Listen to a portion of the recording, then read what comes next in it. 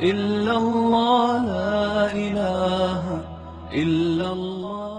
ایک کوشچن ایک بھائی نے کیا کہ ان کا ایک ایکسیڈنٹ ہوا اور جس میں ٹانگ کی ہڈی بہت زیادہ ڈیمیج ہو گئی ہے اور پلاسٹر وغیرہ چڑھایا ہوا ہے. اب صورتحال یہ ہے کہ واش روم بھی اگر جانا ہو تو بہت ہی دقت کے ساتھ جا سکتے ہیں، اور باقی پانی کا استعمال شدید منع ہے، اور حرکت کرنا بھی بہت ہی زیادہ دشوار ہے. یہ ایک پرابلم ہے جس کی بنا پر یعنی واش روم جانا یہ تو ایک مجبوری ہے، تو وہ بیچارے تھوڑے بہت سہارا لے کے وہاں تک پہنچ جاتے ہیں. باقی حرکت کرنے کو ڈاکٹر نے منع کیا ہے، تو نماز اور وضو کا حکم کیا ہوگا؟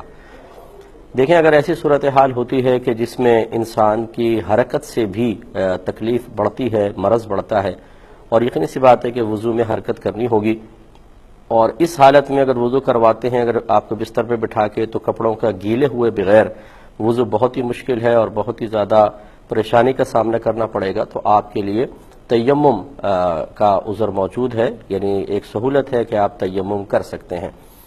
تیمم کا مطلب یہ ہوتا ہے کہ انسان مٹی، زمین یا اس کی جنس سے، کسی بھی اس کی جنس سے تعلق رکھنے والی چیز سے پاکی حاصل کر سکتا ہے. وہ چاہے آپ پتھر سے کر لیں، ایک ایسا پتھر لے لیں کہ جس میں کوئی گرد و غبار وغیرہ نہ ہو، اور اس کا طریقہ یہ ہوگا کہ آپ پاکی کی نیت کریں، ذہن میں حاضر کر لیں. دل کے پختہ ارادے کو نیت کہتے ہیں، تو دل میں ارادہ کر لیں کہ میں پاکی حاصل کر رہا ہوں. پھر بسم اللہ الرحمن الرحیم پڑھ کر اس پتھر کو اپنے ہاتھ پر اچھی طرح پھیریں.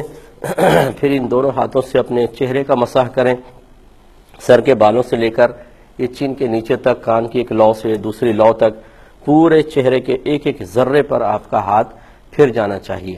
اس کے بعد دوبارہ اس کو ہاتھ پر پھیریں، پھر الٹے ہاتھ سے سیدھے ہاتھ کا کوہنی سمیت مسح کریں، اور سیدھے ہاتھ سے الٹے ہاتھ کا کوہنی سمیت مسح کر لیں، اور اچھی طریقے سے خلال وغیرہ کر لیں. تو یہ آپ کا تیمم کمپلیٹ ہو گیا. اب آپ نماز وغیرہ اس سے ادا کر سکتے ہیں. اور جب تک آپ کا وضو ٹوٹنے کا کوئی سبب نہ پایا جائے، ایک دفعہ کا کیا ہوا تیمم قائم رہتا ہے. اس سے آپ کئی نمازیں پڑھ سکتے ہیں.